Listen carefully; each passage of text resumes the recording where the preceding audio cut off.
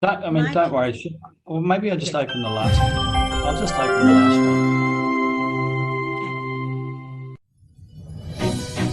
Judy is an outstanding, intelligent young restaurant owner. She understands that an online food ordering service is not only an inevitable trend, but that it can also increase profits and effectively reduce costs. However, she discovered that all sorts of online food ordering systems in New Zealand lack the ability to have a POS cash register system. This means that at her restaurant, she needs to manage two different systems at the same time. The moment she receives an online order, she has to re-enter the order again into the POS system.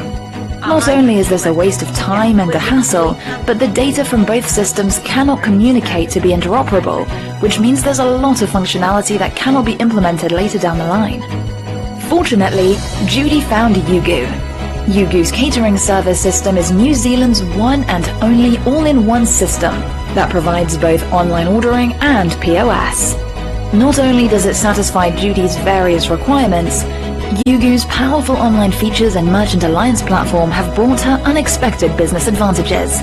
Simplified ordering and cashiering through self-service catering, Judy found that employees have more time to communicate with guests and provide more considerate servicing. The work of employees during busy hours has also been more efficient. The surrounding restaurants are highly competitive, and Judy hopes to have more regular customers. Previously, Judy couldn't find an effective way to attract more regular customers to stay loyal and dine repeatedly, and her advertising costs were high and untargeted. Now, using the Yugu system, it's easy to push offers and promotions to regular customers through the mobile app, and more importantly, this promotion is not only 100% targeted, but also comes at no cost at all. Now the business is gradually taking off, and Judy is ready to go to the South Island for a holiday. At the South Island, she still uses the Yugu online analysis system to keep an eye on restaurant operations. With the help of Yugu catering software, Judy has earned her first pot of gold. She soon hopes to find a good location to open up another branch.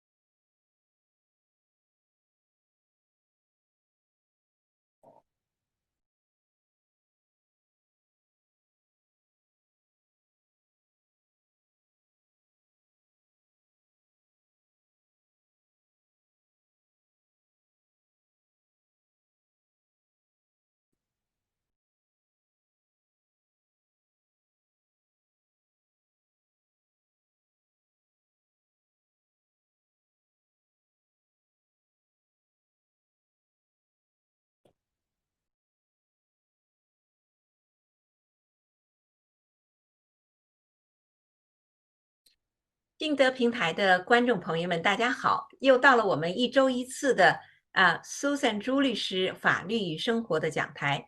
今天晚上呢，我们给大家带来的是 commercial law， 也就是我们的经济法方面的专家和这方面的一些分享。我们今天有一个特邀嘉宾，大家可以看到是 Chris Lee， 给大家打个招呼。Say hi to everyone. 你好。Great. Chris 呢是我们 Catherine Legal 的刚刚加入的一位新的 Director 董事还有合伙人之一。我们今天晚上呢很有幸邀请他来给大家分享一下有关于新西兰的这方面的合作协议等等这些方面的一些相关的一些经济法方面的一些分享。那么我们呢大家都知道我们是来自于 Catherine Legal。Catherine Legal 呢是我们的那个在 Catherine Legal 的这个平台下面呢，我们是有3个平台，也就是说呢，除了 Catherine Legal 以外呢，我们还有Catherine Consultant， 还有 Catherine Accounting， 还有我们的 Business 这个方面，Business Consulting 这个方面的。那么我在跟大家在沟通我们下面 Catherine Group 呢，我们大家都知道，它是位于奥克兰的地区法院，就是奥克兰 District Court 的旁边。现在呢也是在我们的如火如荼的施工的这个城市内部的小铁路 CLL 的这个附近。我们刚才讲过了，有 Catherine 法律，还有会计，还有同时呢还有一个商业咨询这个方面的服务，我们在同一个平台下面。以前的时候也跟大家也有做过这方面的沟通。那 Catherine Group 呢，大家都有看到，我们有在多次，尤其是在法律方面获得各种各样的奖项。从我们新西兰的这个New Zealand Law Awards 到 New Zealand Laureate Innovative Firm 2020的这个方面的一些奖项，包括今年的 New Zealand 的 Law Awards 呢，我们也有3项进入3项的最后的决赛。我们现在呢正式和大家介绍一下 Chris。Chris, are you able to introduce you some brief introduction about you and your legal experience in New Zealand and overseas for our audience, please? Sure. And thank you, Susan, and hello again. I started my legal career in 1996. And actually, I was working then as a tax accountant for PwC Tax, which was then Coopers and Lybrand. 那么首先呢 ，Chris 呢告诉大家，就是他有24年的法律方面的一些相关经验。最早是在1996年就开始在新西兰做律师了。最初呢，他是在 PwC 做这个有关于税务方面的这些方面的这个税务法方面的工作。And having an accounting degree to go with my law degree, I think has really helped me throughout my career. So I started at one of the, I think it was big 5 or big 6 accounting firms as it was then. But then after a year and a half, I moved to one of New Zealand's biggest law firms to their mergers and acquisitions team, and I was there for 3 years. 那么大家都知道了哈，是在学习法律的同时，如果是还有会计的这个背景呢，是非常有用的。那么对于Chris 在做这个 commercial law 这个方面呢，他不仅是有法律的背景取得法律的资格律师的资格，同时他还有 accounting 方面的 degree。因此呢，他是从做税务法这个方面开始。那在我们说的普华永道呢，做了96年到01年的时间，后来呢又到了 Russell McVeigh 做专门的这种并购还有公司的购买这个方面，又做了3年的时间。And through that experience, I got an opportunity to work for one of Russell McVeigh's clients on a short-term in-house secondment, so working inside one of their clients' businesses. And I liked that so much that I took an opportunity then to work inside a New Zealand company that was about to list on the New Zealand Stock Exchange. So early 2001. 这是Chris 呢又有一个在他的职业的这个生涯当中呢又有一个新的变化，就是在他为 Russell McVeigh 的这个 firm 工作的时候呢，为了他这个 Russell McVeigh 他下面的一家公司做了他的 in-house， 就是他的公司内部的律师。在这个工作过程中呢，他非常的喜欢，然后呢就后来就为一家马上就在新西兰要上市的一家公司正式开始工作。And so having really enjoyed that experience and for a variety of reasons, like a lot of young Kiwis, I travelled to London to get some international experience. And my first job there, I actually did for 5 years. A little bit unusual. I have a British grandfather and therefore could stay on a long visa in London. I worked for a property services group. 那就像我们新西兰的年轻人一样呢，很多的年轻人在大学毕业以后都希望去国外，然后拿到一些国外的一些经历。这样 Chris 的祖父母呢是曾经出生在 UK 的英国人，因此呢，他是在这个方面可以长期在英国工作。那么他在2001年以后就去了英国，在英国呢，他也是很幸运，就找到有关这种法律的，是在为一个 Property Services Group， 就是主要是这个房地产这方面服务的这样的一个公司工作。So there was a really interesting time. London in the early 2000s, the property market was booming, and this company that I was working for asked me to be involved so that I could help them purchase a whole lot of property services businesses. So architects, surveyors, engineers, and then also some insurance brokerages and other services that were related to property. So I would help from the early stage negotiations and drafting right through to the final sale and purchase agreement, and also the conducting of the due diligence. So that was the commercial side of the experience, but they also gave me some other experience. That's very interesting. It's what we are currently experiencing, the property market booming in New Zealand, which is totally unexpected, and it's reflected back in 2001. You have experienced the same kind of a booming in UK. The London property market in the early 2000s was just going crazy, including with lots of international investors, and so there were lots of businesses trying to capitalize on that, and lots of people maybe thinking it's the top of the market, and they were selling their businesses to bigger companies. 那么刚才呢 Chris 给大家讲到，就是说很有意思的是，他在2001年去英国工作的时候呢，正好赶上了英国伦敦的房地产市场的一个大的上升的一个阶段。刚才我们也说了，谁能知道我们新西兰今年在 lockdown 的这个期间呢，还经历了一次相对来说的一个市场的一个高升的这个阶段。那 Chris 刚才讲了，在2001年的时候，在伦敦就出现了这样的一个房地产市场的一个上升阶段。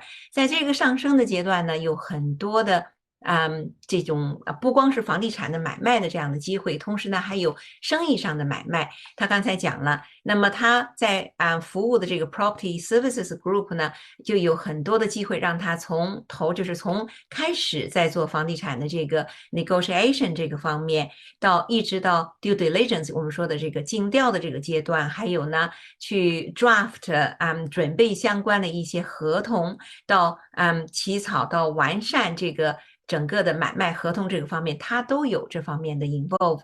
同时呢，他也讲到，就是说，因为房地产的这个上升，同时呢也带来了很多的这些商业的机会。他在那个同时呢，也做了很多的有关于买卖生意的这个方面的这些方面的项目，比如说买卖这个architects， 就是我们说的设计师的这样的一个 firm。包括 surveyor 测量师的还有这个工程师，还有一些保险公司等等这些方面相关的一些生意的买卖，所以是非常有意思的。That was very interesting experience, Chris.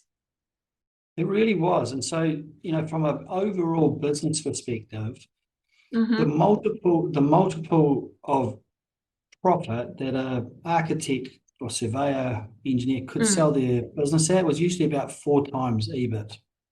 Wow. But the listed company that was buying those groups, our price to earnings ratio was like 19 times. So we could offer them 6 times, and we would be way ahead of their market, but we would put that profit inside our business and we would get rewarded 19 times by the market. Wow. So that's why you see listed groups who are able to buy smaller businesses at a premium if they can consolidate and for the synergies. Yeah, that's wonderful. 这个 Chris 刚才跟我们讲的呢，就是当然他服务的这个机构呢是一个 listed 的一个 company， 在这种情况下呢，在那个市场当中，就是包括这个跟房地产市场有关系的，比如他刚才讲的这个 architects 呀、设计师啊，然后测量师啊、engineers 呀，这些 firm 呢，他们的售价就是他们的 business 的售价是他正常的售价的4倍。但是呢，真的是他的这个公司买到手以后，那么再出卖的时候，或者是他能够得到的利益其实是19倍，也就是说，他们相当于是利用了那个机会低买高售，对于这个公司来讲也有很大很大的这样方面的一些利润。And then, so this was the kind of the commercial, the aggregation, the positive side of my role. But the other side of my role with this company was when you're in a services industry, it's all about the people and about their clients. And when you take businesses that are small and the business is very personal between the owner and their clients, if you don't look after those people within inside your new business, then you end up with those people wanting to leave. And you have to, and then you maybe have to enforce restraints of trade against those people. You know, they've sold you your business, they've received good money for those, and then they're not allowed to take their clients and start again somewhere else. So we had lots of disputes with people who perhaps didn't appreciate that being inside a bigger organization would be different, and also, to be honest, weren't managed well. And then you also had disputes about whether or not there had been breach of promises in the sale and purchase agreement, or whether the earn-out targets had been met so that, you know, they could earn a big bonus on top of the money they had received for the purchase of their business. So I also learnt a lot about litigation. That's very interesting, Chris. That's quite an interesting time as well. 刚才 Chris 给我们说呢，就是在那个，也就是说，相当于由房地产市场带来了整个的经济的这个市场的这个上升的这个阶段呢，出现了很多很多的这种买卖生意的这种情况，同时呢，也带来了一系列的这方面的一些问题。那么对于这个大的公司购买这种小的，所以相当于来讲并购小的公司，那么大公司和小公司的这个经营的它整个的 environment， 整个的这个文化，企业文化是不同的。你比如说小的 business 呢，它主要是 people， 主要是它的员工啊，它的员工和它的客人 customer 之间的这种people relationship， 这种之间的人与人之间的关系是非常好的。当这个大型的公司并购了小型的公司以后，如果没有好好的去照顾到这些人与人之间的这种关系的情况下呢，那么很多的他的员工就离开了。那么因此呢，也会产生了一系列的这些相关的一些问题。你比如说那么就会有这些人员工离开，或者是他的这个前面的企业主离开呢，这就会出现他们带着客人走了。这个时候大家都知道，在这个买卖 business 当中呢，有一个很重要的一点就是 restraint of trade， 就是说限制这个卖家在有限的时间、有限的这个地理区域当中，再做一个相似的这样的一个 business， 或者再重新设立一个相似的这个 business， 这个是在一般的买卖合同当中都是禁止的。那就因此呢，就出现了这些一系列的这相关的问题。这个呢，也给Chris 呢带来了一些相关的litigation 方面的 skills。Chris。 Brilliant, thank you. And so, having worked for 5 years in a professional services environment, I then completely changed, and only in the UK, I then completely changed tack and went to work for a product producing company. So they made materials and components, and they supplied them from everywhere around the world. They were based in the UK. They were a very old UK listed company, but their Western European footprint was now 4% of their global footprint, and 80% of their manufacture was in the BRIC countries. 那在工作了5年以后，主要是在这个 services 的，就是从服务的这个角度的这样的一个系统当中呢，他又到了一个关于就产品的这方面的这样的一个市场。在这个方面，他说有很多的一些比较老的上市公司，虽然他们的总部呢是设在英国，但是他们已经在这个欧洲，几乎是全部的欧洲呢都有这些方面的这个产品啊，它的市场上的涉及，那么也就成了一个 international 的这样的一个公司。And so most of my I was working inside this company. So most of my clients were business owners or general managers of one site or maybe 2 or 3 sites, but their P&L was about 10 million to 20 million US dollars per year. So there were 100 of those quite small businesses, and I was their key lawyer. So in a way, it's quite similar to my experience now working in New Zealand, except that by and large, you know, I was working then just for one type of business, a product supply business, but, you know, similar size balance sheets and P&Ls that you would see for a New Zealand, you know, family-owned business. 那么 Chris 当时呢是在一个 product supply 的这种base 的 business， 就是产品，然后呢输入就是产品提供产品这个方面的这样的一个 business。这些 business 大部分呢他是直接为这些 business owner 所工作，像他们的每年的这种年营业额呢都是在2000万到3000万就是 UK 这个dollar 的这样的一个规模。Chris, can I ask, so on what kind of the platform are you working for this group of product supply businesses? Platform? Yeah, so what's your relationship between those multiple businesses? Are you are you originally work for a law firm, then the customers part of the firm? I was working inside the company. So there was the global group was headquartered was actually in Windsor, right next to the castle in Windsor.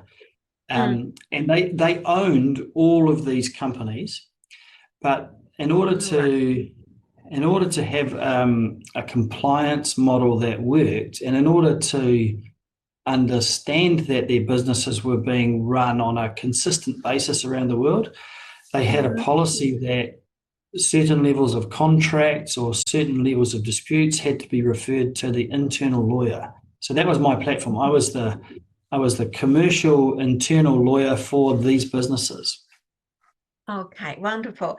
So Chris 呢是当时我就问他是在一个什么样的平台上为这些公司服务呢？他说其实呢他是一个大型的一个集团公司，这个集团公司呢是在 Windsor Castle 的这个附近，在 Windsor 的这个地区，在伦敦的这个我们都知道了，英国女王的这个夏宫呢是在 Windsor， 在这个地方。那么他就是在这个地方呢为一个国际的一个集团公司工作，这些集团公司呢下面呢拥有很多的这些相关于产品的这些方面的这样的公司，为了能够保证他们全球化或者是他们的整个国际化的这个服务也好，他们系统的这个统一性呢，它呢是都会有一些这些方面的关于经济呀这些方面要回到就是全部是由他的这个集团公司来统一管理。那么 Chris 呢是这个集团公司的in-house counsel， 就是集团公司内部的法律的顾问。I did so many things in that second job and in so many different parts of the world, but I thought it might be interesting just to look at a few examples to talk about some commercial agreements, some joint venture agreements, and some experiences I had, some good stories. Yes, certainly. That's very interesting. We're looking forward to that, Chris. 刚才呢 Chris 讲呢就是第二个这份工作 UK 的工作呢给他提供了很多很多有趣的一些工作的内容不同，他呢也希望呢今天呢能给大家举几个例子，给大家分享一些他在这个方面呢接触到的各种各样的不同的有意义的这样的法律的方面的事项。So I will talk about that in the next slide, but my family and I came back to New Zealand in the end of 2012. We had 2 preschoolers and we wanted to give New Zealand a try. And so when I came back to New Zealand, I actually went back into private practice. So I started running my own business and I enjoyed that so much that I'm still doing it now. And I do it, I actually had as one of my original clients, the company that I was working for the previous 6 years. So they gave me a lot of work initially, and I still get the odd instruction from them. In fact, in 2013, I went to the United States and negotiated a contract with them. And in 2014, I went up to Jingmen in the Hubei province and negotiated a contract. Same customer of my clients, but just different parts of the world. But mainly my customers in New Zealand have been small, smart business owners here who are looking for good commercial agreements and good corporate advice.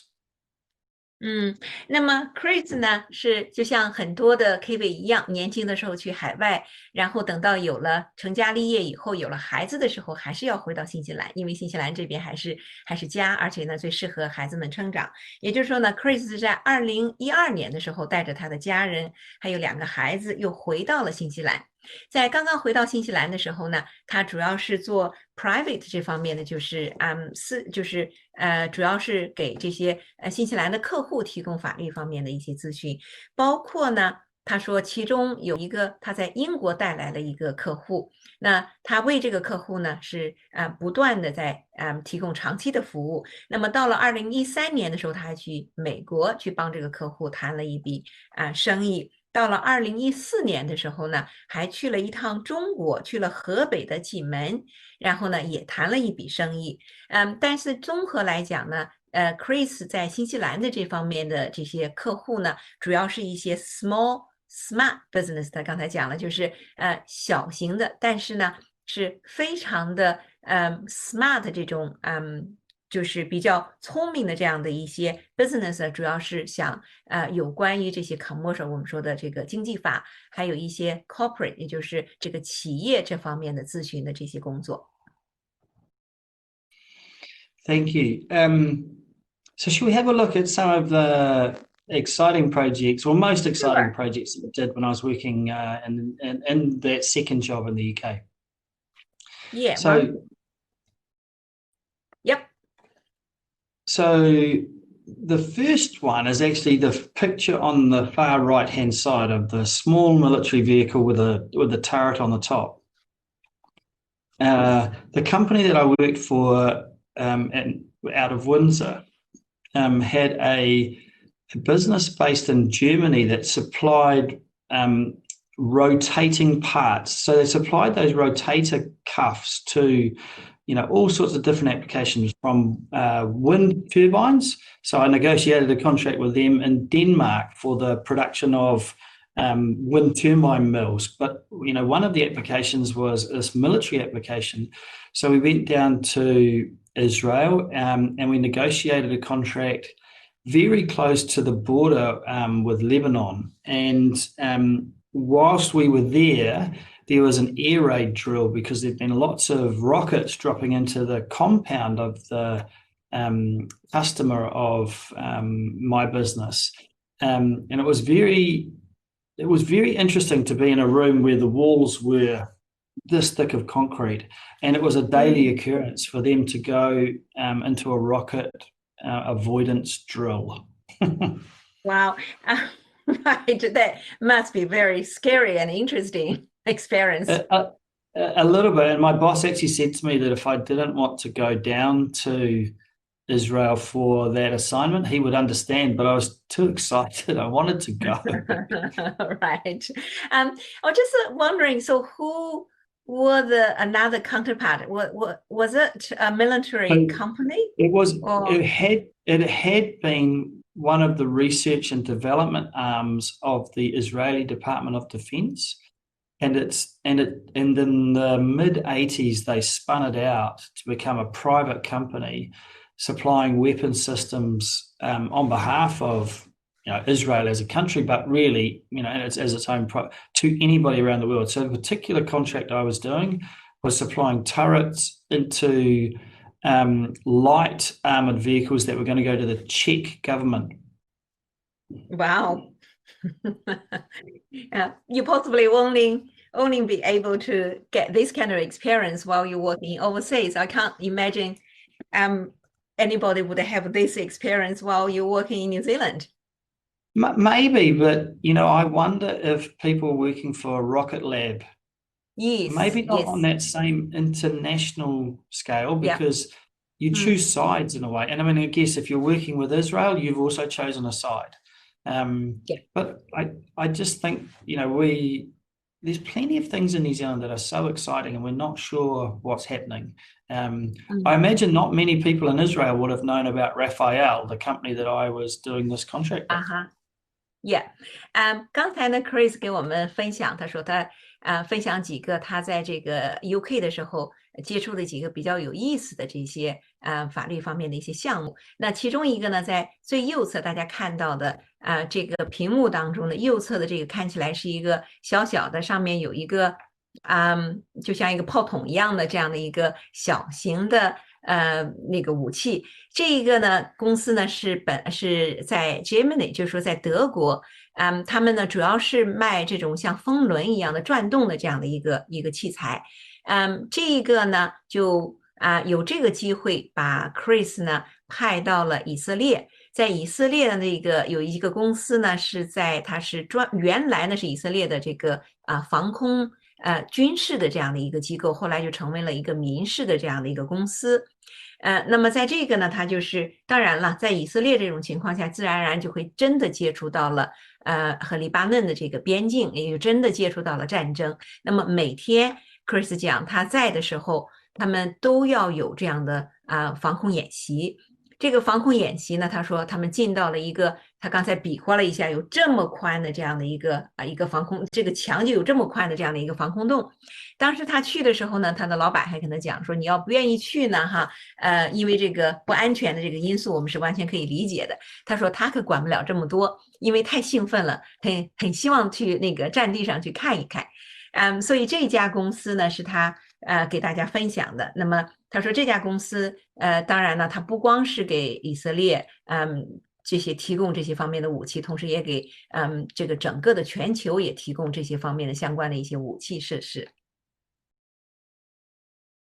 So then let's talk very briefly about the middle photo, which is of a fast ferry. So one of these large catamarans, that vessel that you can see there, the picture's a little squashed, but it would be 70, 80 meters long. It would carry a couple of hundred people, very high speed between the islands in Japan. 接着呢，我们说中间的这一个图像，它呢是一个快速的这样载人的这样的一个 ferry 这样的船。这个船虽然看起来你在这个图当中看起来不大，但是呢它有70到80米这么长。那么呢在船上可以载至少有200人这样的一个承载量。这些呢是在日本专门做这些方面的这个提供载人之间的这样的服务。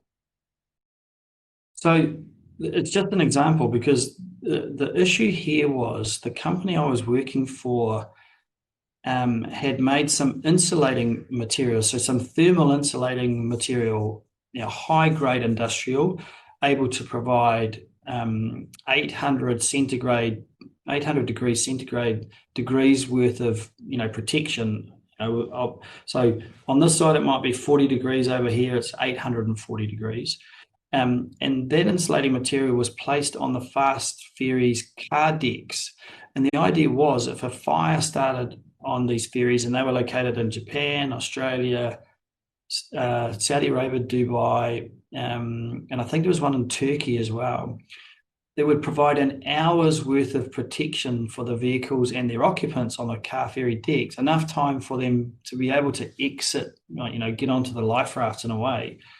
But unfortunately, we found out that a certain batch was faulty, and that it had been installed on 7 vessels, and it only provided 30 minutes worth of fire protection, which was a big problem.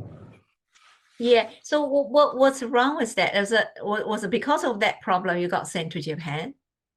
I didn't actually go to Japan, but I helped to coordinate an effort whereby we alerted the regulators for these vessels all around the world that they had this issue, and that we found a solution. We identified what the fault was. We made some more material, and we arranged with the regulator that when each of these vessels came in for their next service, the regular annual service, we would replace all of that material.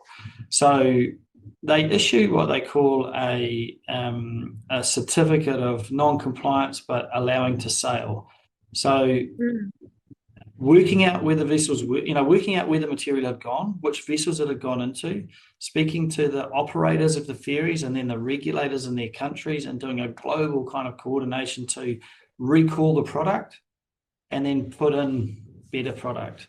It was really interesting because we had a limitation of liability clause in our contract, meaning actually we didn't need to do any of that, but it was the right thing to do to make sure that people were safe.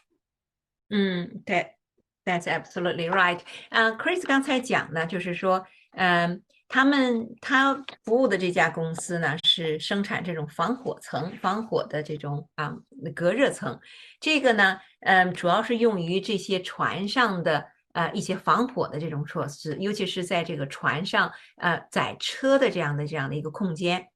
因为有这个防火的这个措施呢，就是说如果发生了火灾，那么他们能够防护这个火灾，对这个人还有这个车呢，能够有几个小时的这样的一个保护。但是后来呢，他们发现有一批的这个产品呢出现了问题，那么不是这个防火的这个时间呢，从几个小时现在降到了30分钟。在这种情况下呢，他们就是做了一系列的这个国际化的这样的一个 coordinate， 就是联系recall， 就是有这样出现了这些事情，跟这些owner 呀，给这些船的这些operator 这些进行沟通，然后呢把它慢慢的把它换回来。虽然是呢，就是说在这个期间，他们还是正常的可以正常运营，可以下海运营，但是呢，有机会的时候回来，然后就把这些防护层呢，就给它进行更换。刚才 Chris 也讲了，就是说虽然在他们的合同当中，我们都说了都是商业合同当中呢，它有一个 limited liability 这个方面的这个条款，也就是说他们对这样的出现的这样的问题呢，他们的责任是非常有限的，但是他们还是选择了要进行一个全球性的这样的 recall， 然后更换，只是呢他们认为这是一个 right thing to do。 So just having a quick look at the time. Let's leave the UK military vehicles as an example to one side. What you need to know there is that the UK Ministry of Defence was very annoyed with my client and the vehicle producer. So my client was putting on the external armament systems. A US company was making the vehicles, and each company was blaming each other for problems with the vehicles. And the UK MOD said, no more. You form a JV, you put one company together, you supply into the JV company, and you present that company to the UK Ministry of Defence, and you sort out the problems yourselves. And so it actually ended up being a very successful JV, and fortunately it was put together just before the UK announced a major upgrade of its military vehicle fleet that was currently operating and was operating then in Afghanistan. So it was a JV put together effectively because the customer wanted it put together. 刚才 Chris 讲了一个呢，我们大家可能都会非常有体会的这样的，就是说他刚才讲的是 UK 的一个是生产汽车的生产零件的，然后美国的一家公司呢是生产汽车。他们的产品呢也就会出现一些问题，这样的美国公司和英国公司呢就会互相指责，互相 blame， 就是说你的问题的那个另外一方就说是你的问题。这个时候呢那个英国的这个军事这个方面的机构呢就是非常不高兴了，就说你们两家公司成立一家 JV， 我们说的合作公司。那以后呢，你们两家同时联合起来，做生产。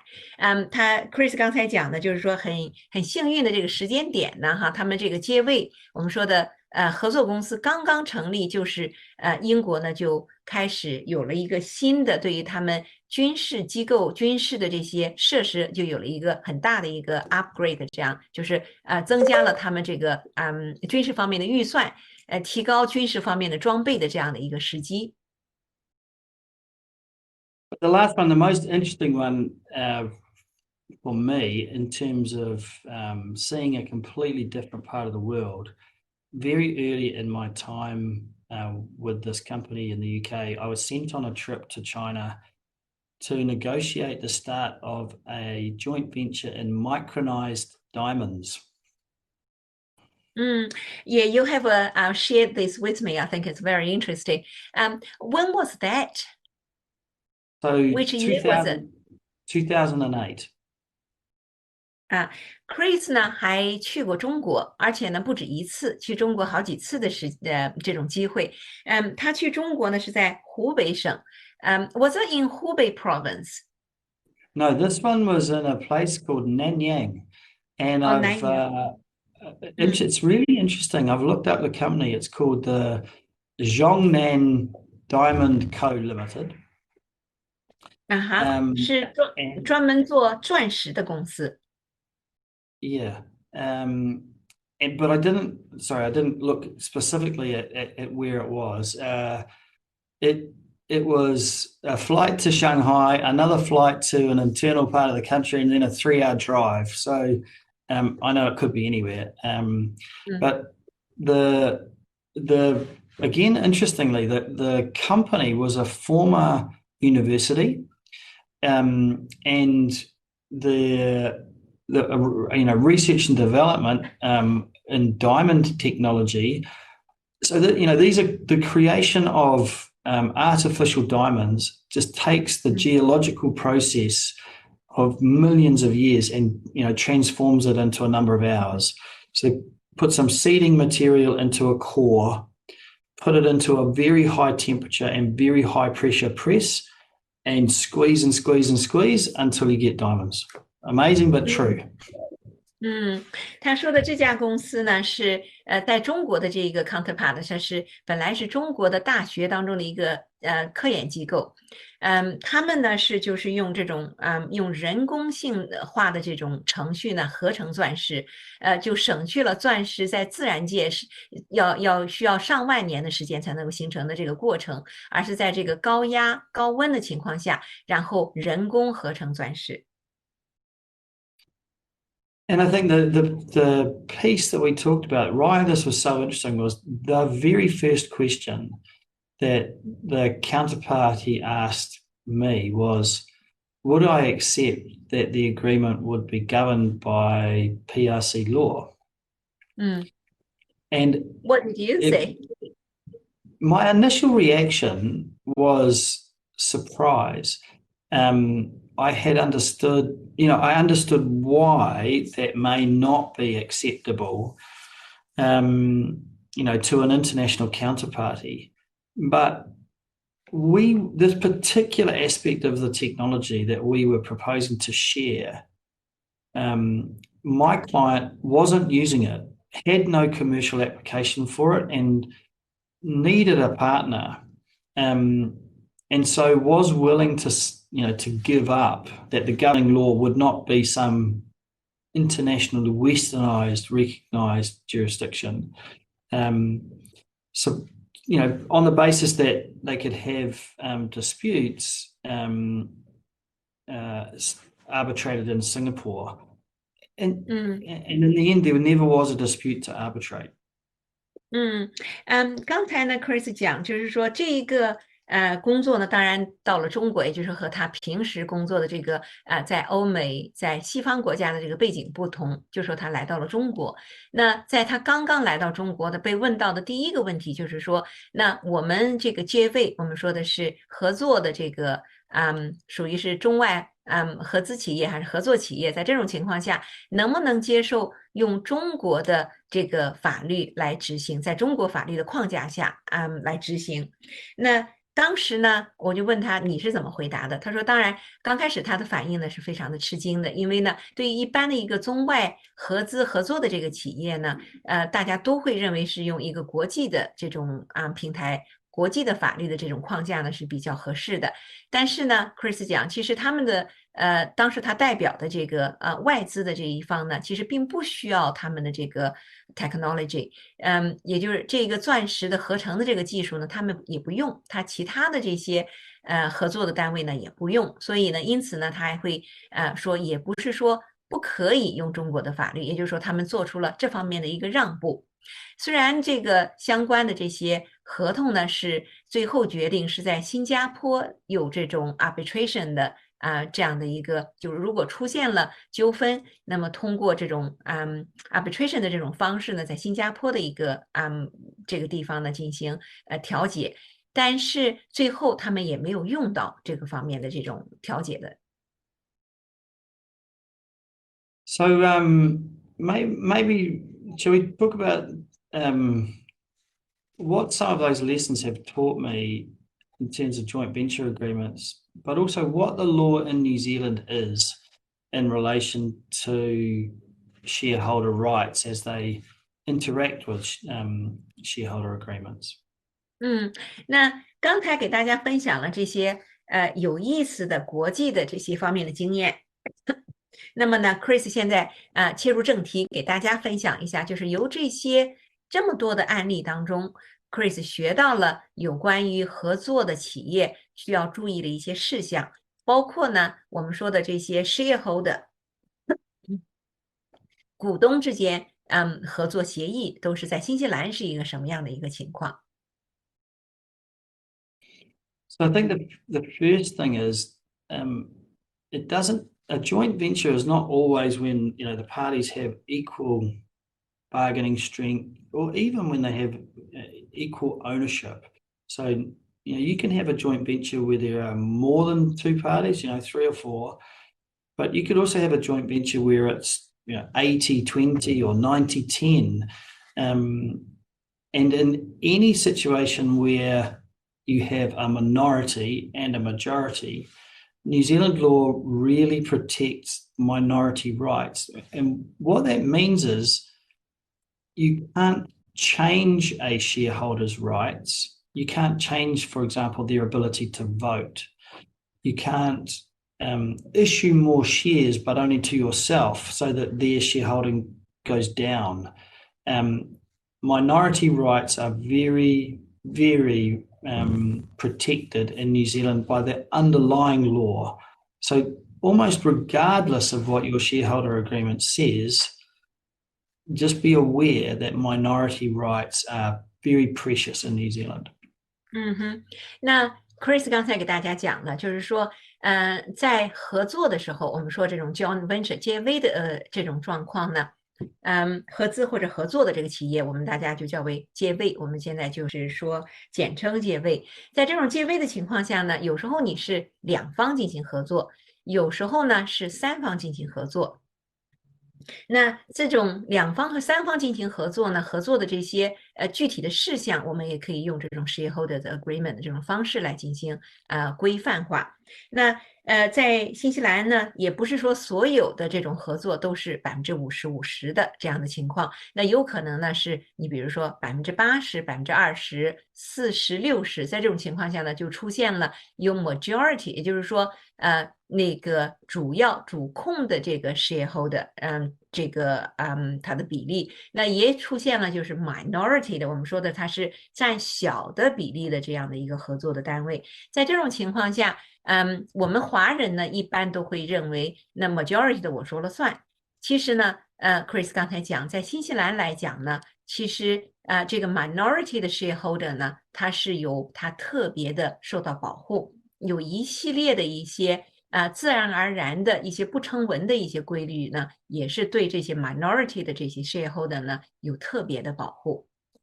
Chris, a lot of people, including our Chinese business people, always think if I'm a majority shareholder, I have the total control of the business. I have a total control of the power. And then you said in New Zealand, the minority actually have underlying absolute protection. How you explain that?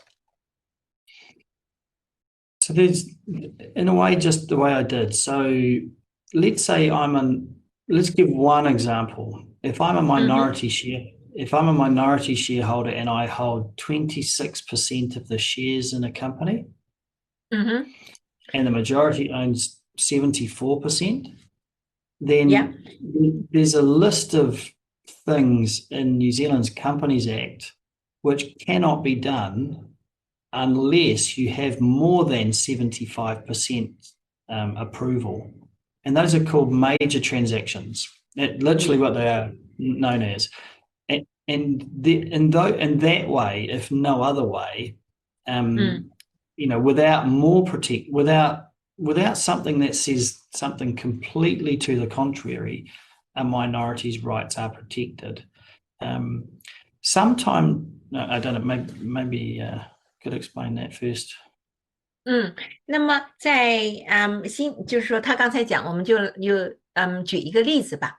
那么比如说 Chris 呢是一家公司的一个小股东，那么他占有的股份呢只有26%，26%，然后另外一方呢是一个大股东，那么占了股份呢是74%。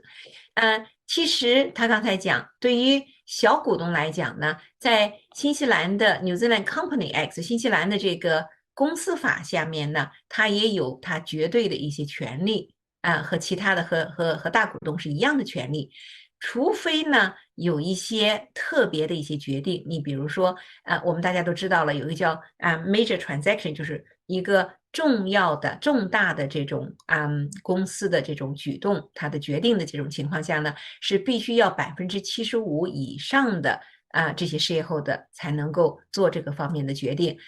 那么在这种情况下，小股东也会有一定的保护。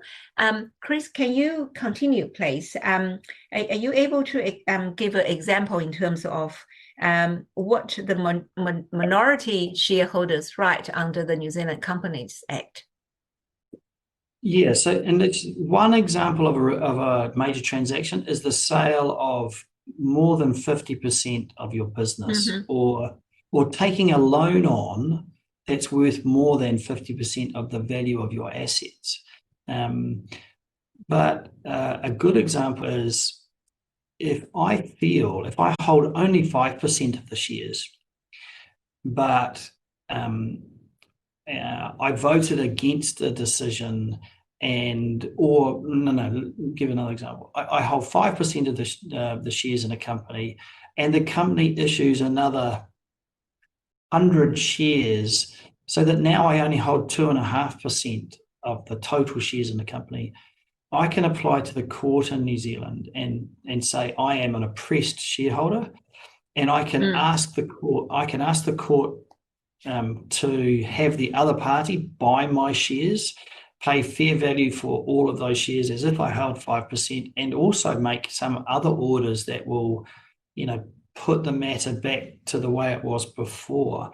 The court has given a very wide discretion under Section 174 of the Companies Act to make whatever orders it thinks is fair to ensure that shareholders are not oppressed by a minority is not oppressed by the majority. OK， 刚才呢，我就问 Chris， 我说你能不能给大家举个例子，就是说 minority 的这种小股东有哪些方面可以被受保护呢？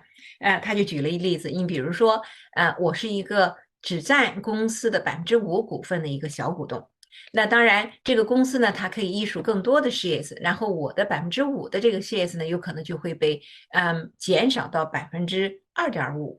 在这种情况下呢，如果我不高兴了，我会认为我会在这个大股东其他的股份的股东呢，对我的这个包括他的这个一系列的这个行为给我产生了压力，对我有一些不公平，那么我可以去法庭要求法庭给我主张公正。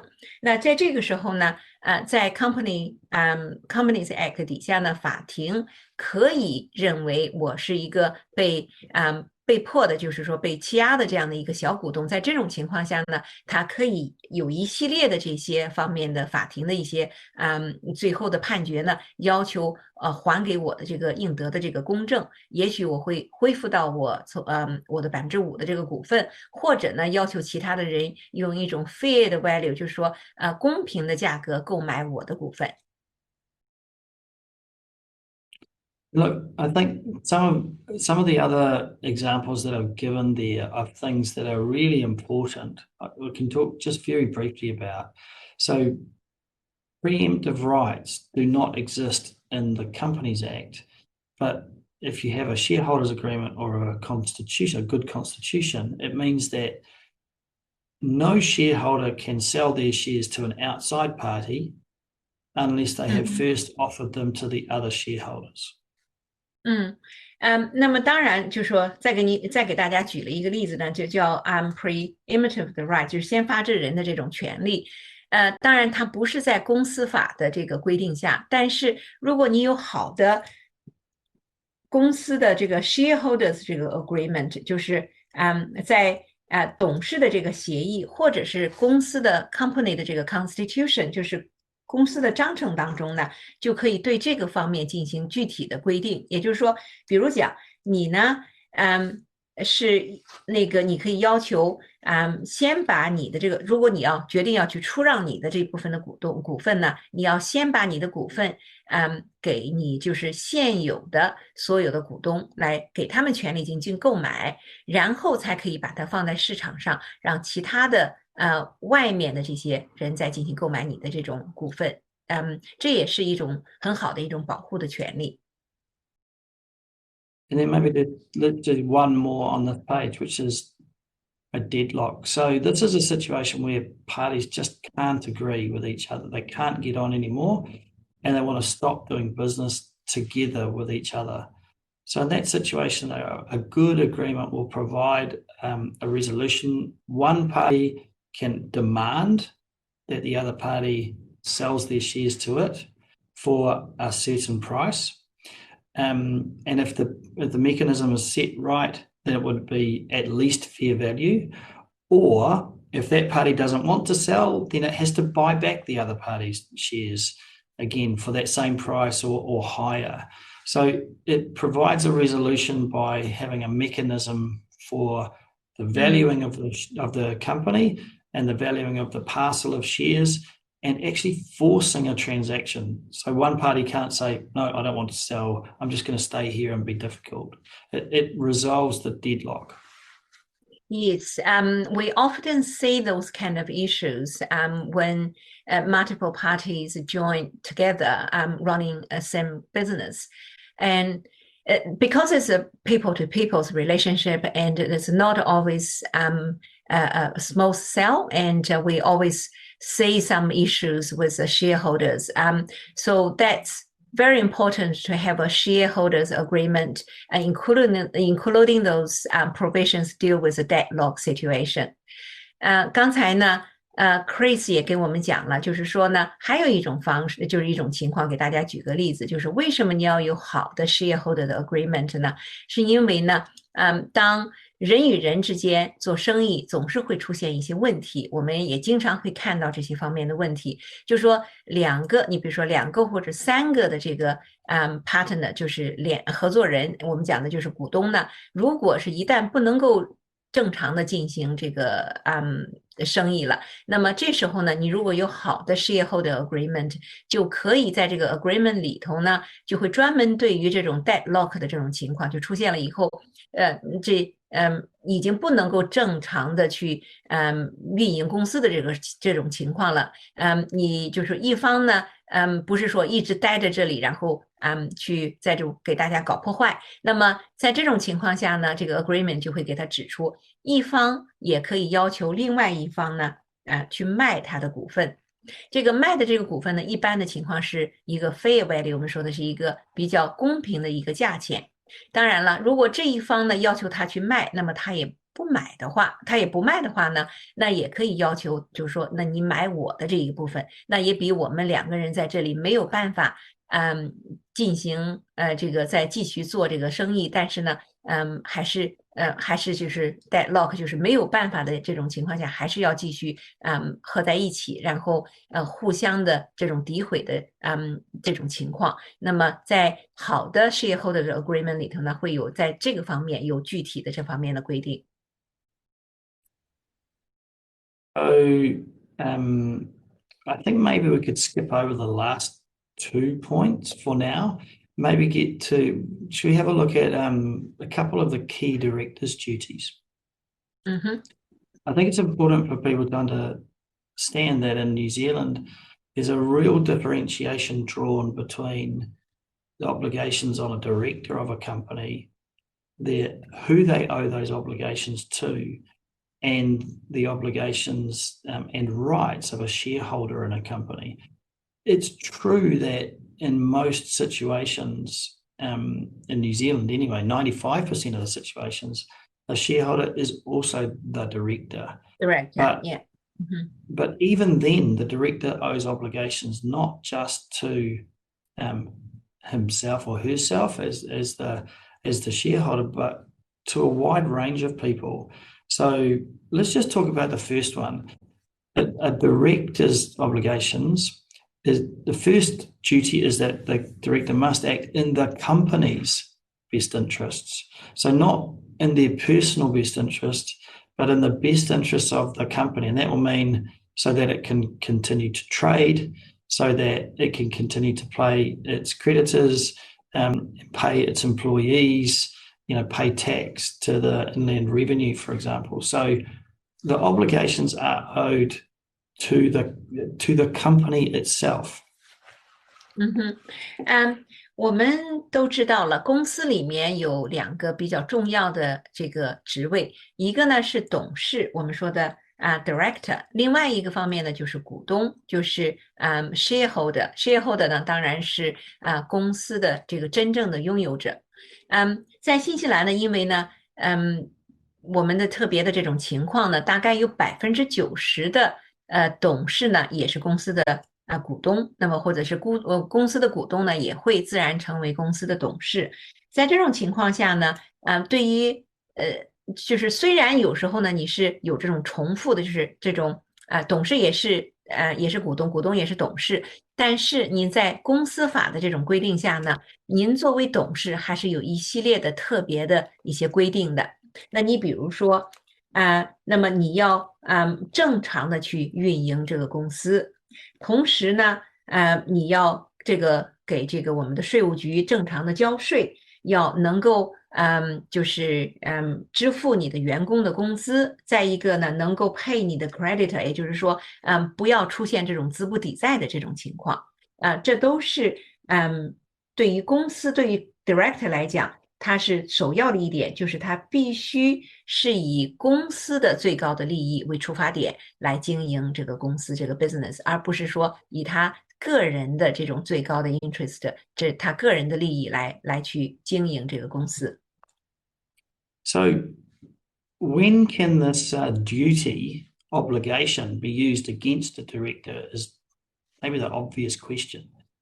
And the answer is, if the company gets into financial trouble and can't meet its obligations to third parties, then, and if a liquidator is appointed or a receiver is appointed by the bank, then that receiver is allowed, and that liquidator, they're allowed to bring actions on behalf of the company against the director personally. So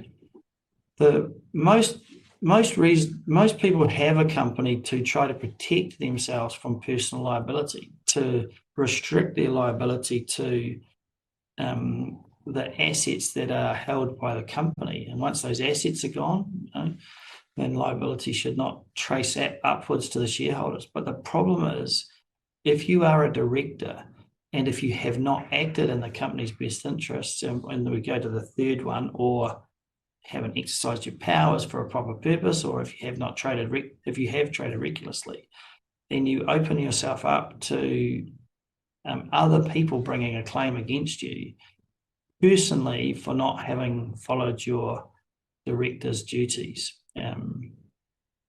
know those are quite wide concepts, but the reality is that as we head potentially towards more interesting times next year, these could be really relevant issues. Yeah, that absolutely. We start to see more companies getting into problems, and this is, I think, is getting worse. Definitely in the next year. 刚才呢，Chris 给大家分享的是一个非常非常重要的一点，我们也多次在不同的讲座当中也提到了。那么就是说，大家都知道公司法呢，我们知道，不管是新西兰的公司也好，还是中国的公司也好呢，一般公司它都是有限制的，就是 limited liability 的这样的一个公司，它是有限制的。也就是说，这个公司如果出了问题，那么也仅限于它这个公司所拥有的这些资产。但是有一点就是，说到我们刚才讲的这个 K director 的这些 duties 当中呢，其中Chris 提到了这一点，就是说，如果你的这个公司的董事，在没有按照公司的这个 interest 去经营这个公司的这种 business 的这种情况下呢，而且呢出现了资不抵债的这种方式，你比如说不管是他的债主，我们说的 creditor 呢，去申请了liquidation， 就是公司清算的这个程序，还是银行呢指定了一个 receiver 的这种清盘的这种程序，它都有可能呢会有第三方代表公司去告他的这个董事，就是说这个董事呢没有保护到这个公司的最高利益，在这种情况下也就突破了这个公司的 limited liability 的这个限制。尤其是呢，我们说今年，尤其到明年，我们预测呢，经济可能会有进一步的下滑。在这种情况下，那么记住一点，就是说，如果您是公司的 director， 没有以公司的最高利益去经营这个生意，或者是您出现了这些一系列的这些方面的问题，那后面就有可能您个人就会被告，也就是说您个人就有可能会出现 reckless trading 的这种情况。如果在这种情况下的话呢，第三方去告您的话，那么您个人有可能会对公司的一些损失会负个人方面的一些责任。And I think it's worth just teasing that idea out just a little bit further. If you have directors and officers insurance, as you should have, your insurance cannot cover you where you have acted in a situation where you have breached your duties. And there's always a little bit of grey area, but if you have knowingly done something, understanding that it would cause serious loss, whether to your creditors or to some other third party, then if you've acted in bad faith and knowingly, it is a criminal offence in New Zealand. So not only do you have no insurance for your legal fees to fight the action, but you will have potentially, a criminal record as well.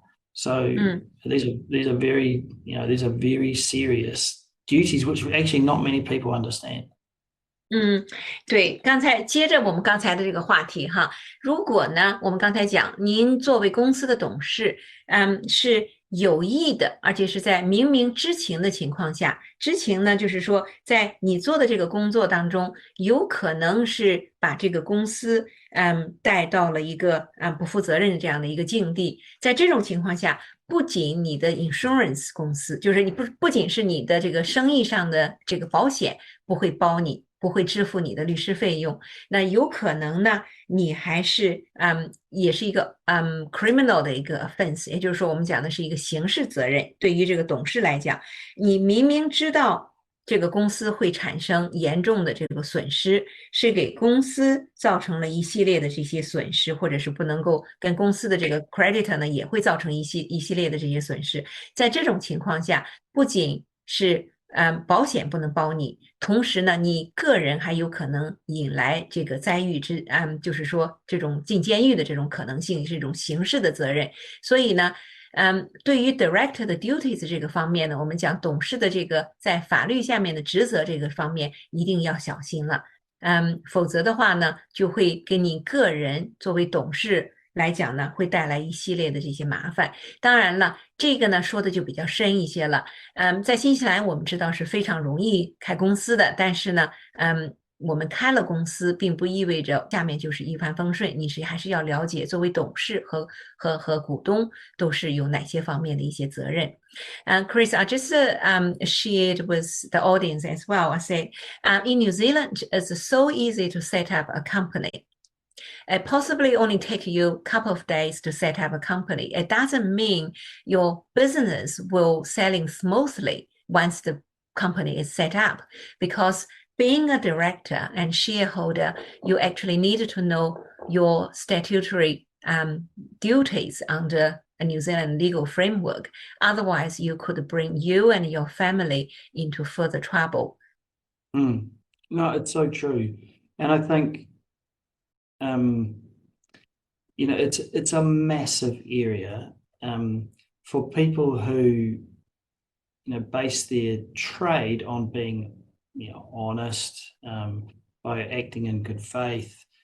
Most of these things are irrelevant, but when things get difficult, or if you're in a joint venture relationship, if you start acting in your best interests when it's against the company's best interests and against your creditors' best interests, the New Zealand company law is very clear. You are acting outside of your responsibilities. You are breaching your duties. You put yourself, at really grave risk. And yes, these are your personal assets that are at risk, not just the company's assets. 是的，刚才我也说了，就是说，虽然呢，在新西兰是非常非常容易，开设一家公司，注册一家公司，然后呢，开始经营生意，但是呢，并不意味着，您这个公司成立了以后，所有的这些，经营的这些方面都是一帆风顺的。那 Chris 也讲了，就是说，对于这些诚实的人来讲，对于诚实来经营生意的人来讲，这个可能不是一些问题。但是呢，一旦出现了问题的时候，你一定要清楚。你比如说，尤其是在我们合作做生意这种接位的这种情况，那一旦你开始是以你个人的最高的利益为出发点的这种情况下，您大概呢就会把这个公司领向一个偏向于偏离了它本来是要以公司的最高利益为出发点的这样的一个方向，或者是呢已经偏离了公司和你的 credit， 就是 credit 呢，我们说就是公司的债主这个方面的最高利益的这个方向。在这种情况下呢，很可能最后是您作为董事，您个人和你个人家庭的这些资产都会受到一定的威胁。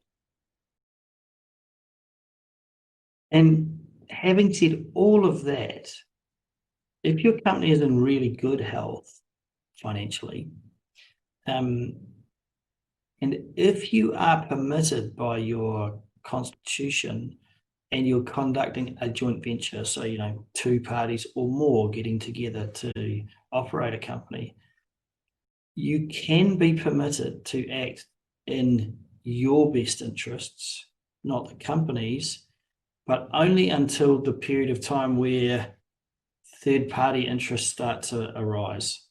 So as soon as you get towards insolvency, or insolvency being in question, even if you are permitted by your shareholders agreement, even if you are permitted by your constitution in this joint venture to act in your own best interest, your shareholders' best interest, from that moment onwards, you have to go back to the company's best interests. So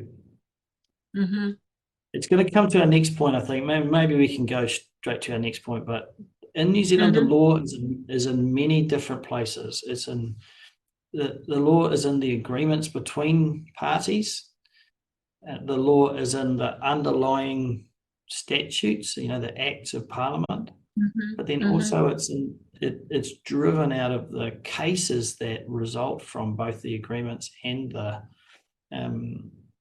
those statutes. So it's not enough just to look at a contract. You need to understand the wider law. And requirements. Yeah. 刚才呢 Chris 还讲到呢，就是说当你的公司的这种经济效益是非常好的情况下，您作为一个董事来讲呢，尤其是在接危的这种情况下，你是可以照顾到你自己个人的利益的。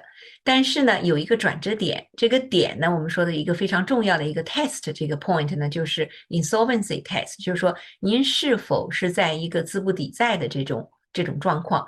一旦出现了这种状况，你要马上再把你的整个的方向要转到以公司的最高利益为出发点。那否则的话呢，就会出现一系列的我们刚才讲的这个问题，就是说你会出现保险公司不再保你了，那么呢您个人有可能还会被追究刑事方面的责任，因此呢涉及到你个人和你的家庭的财产也会受到一定的损失和危害。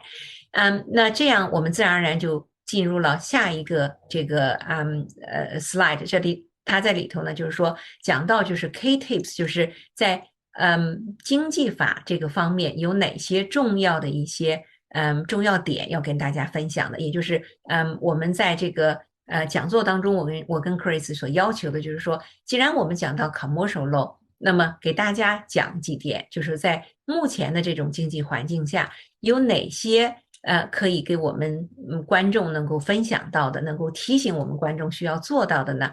他首先讲到了就是第一点，就是我们所谓的 law 呢是 in different places 的意思就是什么呢？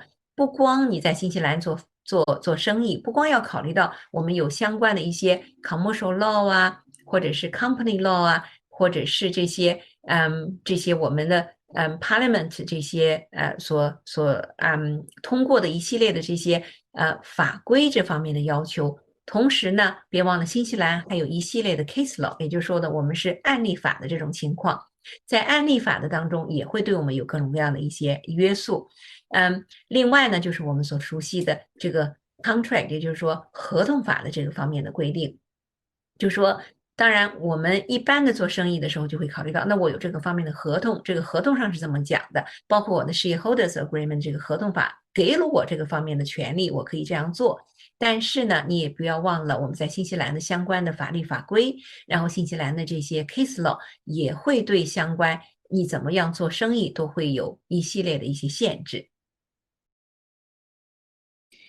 And then if we, again, just maybe we use the one example of the differences between your duties as a shareholder or your rights as a shareholder and your responsibilities as a director.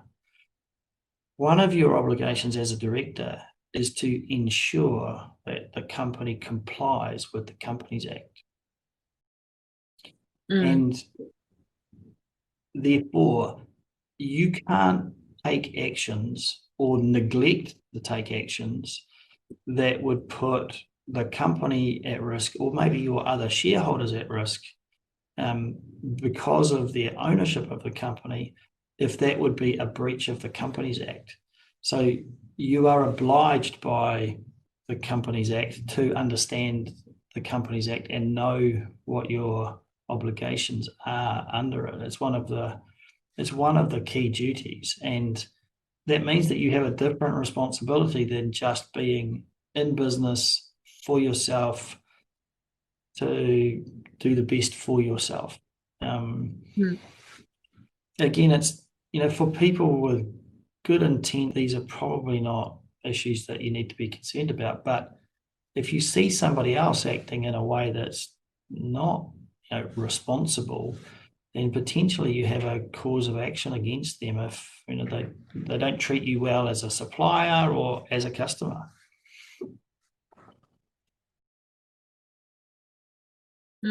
那 Chris 刚才也讲到了，就是说呢，我们在新西兰呢，你做生意并不是意味着是说你做生意是完全是以个人的最高利益为出发点。